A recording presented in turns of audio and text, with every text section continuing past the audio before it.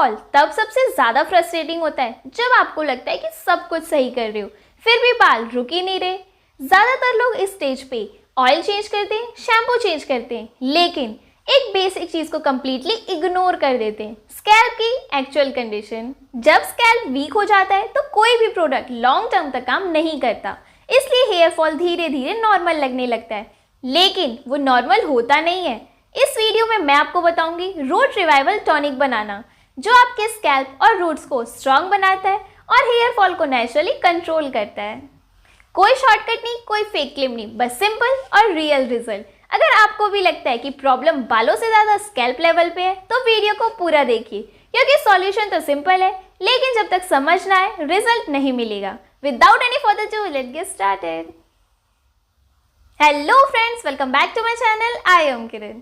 अगर आप भी हेयर फॉल, थिनिंग या वीक रूट से परेशान हैं और लगता है कि सब कुछ ट्राई कर लिया फिर भी कोई प्रॉपर रिजल्ट नहीं मिल रहा, तो ये वीडियो आपके लिए ही है। आज मैं आपको दिखाऊंगी कि कैसे एक नेचुरल हेयर टॉनिक घर पे बनाया जाता है, जो डायरेक्टली स्कैल्प लेवल पर काम करता है और आपके रूट्स को धीरे धीरे स्ट्रॉन्ग बनाने में हेल्प करता है। ये कोई एक दिन में रिजल्ट देने वाली चीज नहीं है, लेकिन अगर प्रोसेस को सही तरीके से फॉलो किया जाए तो स्कैल्प हेल्थ धीरे धीरे इंप्रूव होती है। मैं आपको स्टेप बाय स्टेप दिखाऊंगी कि कैसे इसे बनाना है और कैसे यूज करना है। तो चलिए शुरू करते हैं।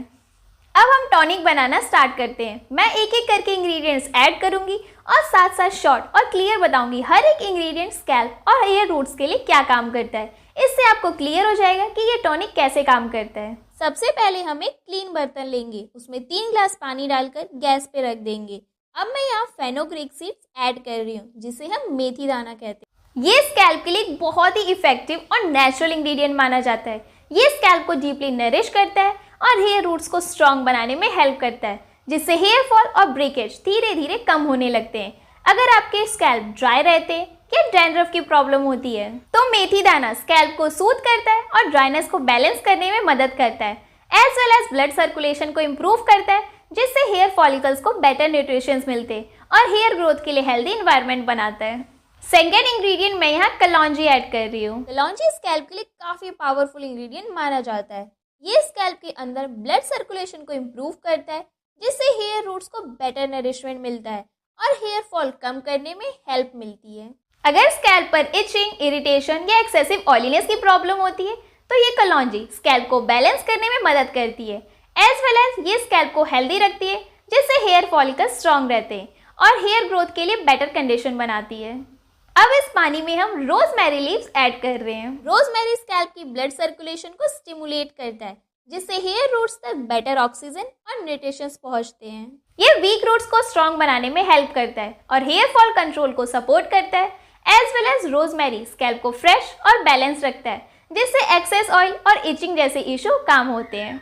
ये कोई शॉर्टकट नहीं है, लेकिन अगर प्रोसेस को रेगुलर और सही तरीके से फॉलो किया जाए तो रोजमेरी हेयर ग्रोथ के नेचुरल साइकिल को सपोर्ट करता है और स्कैल्प के ओवरऑल एनवायरनमेंट को हेल्दी बनाने में हेल्प करता है।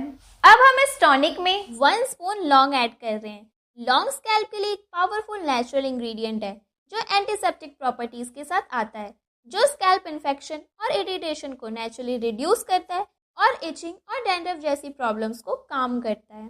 ये ब्लड सर्कुलेशन को इम्प्रूव करता है, जिससे हेयर रूट्स तक न्यूट्रिशंस इफेक्टिवली पहुंचते हैं और वीक या ब्रिटल रूट्स को हेल्दी और स्ट्रॉन्ग बनाता है। लौंग में एंटीऑक्सीडेंट भी होते हैं, जो स्कैल्प को फ्री रेडिकल से प्रोटेक्ट करते हैं, जिससे स्कैल्प का एनवायरनमेंट हेल्दी रहता है और फॉलिकल्स ज्यादा एक्टिव रहते हैं। एज वेल एज लौंग टॉनिक का नेचुरल फ्लेवर और अरोमा इनहेंस करता है और ओवरऑल हेयर ग्रोथ के लिए सपोर्टिव एनवायरनमेंट क्रिएट करता है।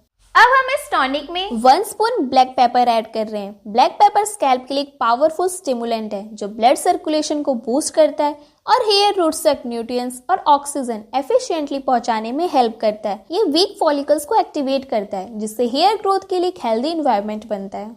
As well as black pepper antioxidant properties को प्रोवाइड करता है, जो स्कैल्प को फ्री रेडिकल से प्रोटेक्ट करता है और ओवरऑल फॉलिकल्स हेल्थ को इम्प्रूव करता है और टॉनिक की इफेक्टिवनेस को और इनहेंस करता है और स्कैल्प को नेचुरली स्ट्रॉन्ग और बैलेंस बनाता है। अब हमने सब इंग्रेडिएंट्स केयरफुली ऐड कर लिए और अब इस टॉनिक को मीडियम टू लो फ्लेम पर लगभग 25 से 30 मिनट तक बॉईल करेंगे।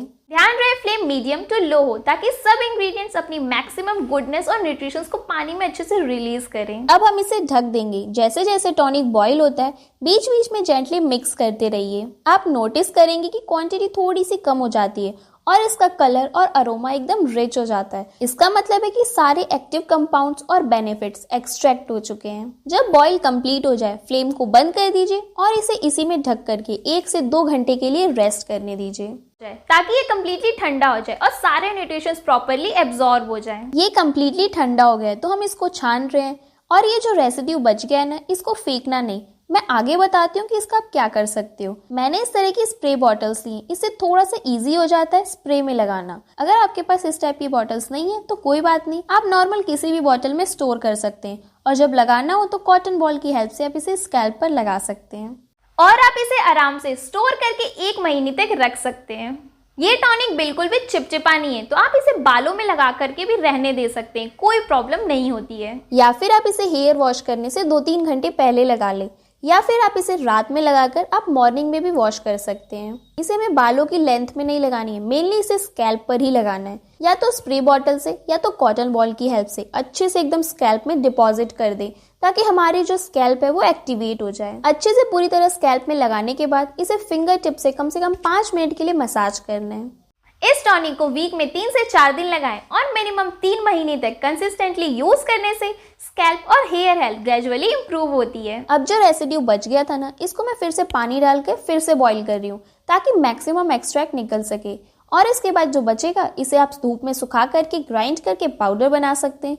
आप इसे किसी भी हेयर पैक में लगा सकते हैं अगर आप बिल्कुल भी वेस्ट नहीं करना चाहते हैं तो। अदरवाइज अगर आप इसे यूज नहीं करना चाहते हैं तो आप इसे डिस्कार्ड भी कर सकते हैं। अब एक बहुत ही इंपॉर्टेंट बात, चाहे कोई भी नेचुरल रेमेडी उसे ब्लाइंडली फॉलो नहीं करना चाहिए। इस हेयर टॉनिक को यूज करने से पहले पैच टेस्ट जरूर करें। अगर कोई रेडनेस, इरिटेशन या इचिंग नहीं होती है तभी आप इसे स्कैल्प पे यूज करें। अगर आपका स्कैल्प बहुत ज्यादा सेंसिटिव है या पहले से कोई मेडिकल स्कैल्प कंडीशन है तो इसे यूज करने से पहले डॉक्टर से कंसल्ट करना बेटर रहेगा। अगर प्रेग्नेंट या ब्रेस्ट फीडिंग मदर है तो कोई भी न्यू रेमेडी स्टार्ट करने से पहले प्रोफेशनल एडवाइस लेना बहुत जरूरी है।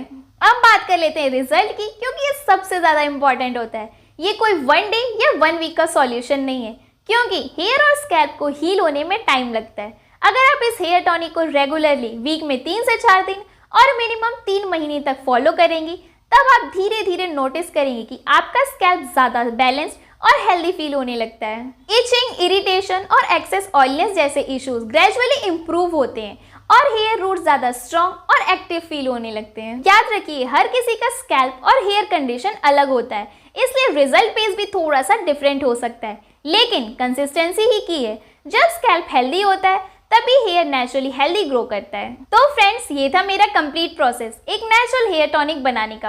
अगर आप इसे पेशेंस और कंसिस्टेंसी के साथ फॉलो करेंगी तो स्कैल्प की हेल्थ धीरे धीरे इंप्रूव होने लगेगी। अगर आपको वीडियो पसंद आई हो तो वीडियो को लाइक करें, शेयर करें और चैनल को सब्सक्राइब करें और बेल आइकन को प्रेस करना ना भूलें। अगर आपका कोई डाउट हो तो मुझे कमेंट करें, मैं आपके कमेंट का रिप्लाई जरूर दूंगी। तब तक हेल्दी रहें, खुश रहें और अपना ख्याल रखें। मिलते हैं हम नेक्स्ट वीडियो में। Thanks for watching, bye bye.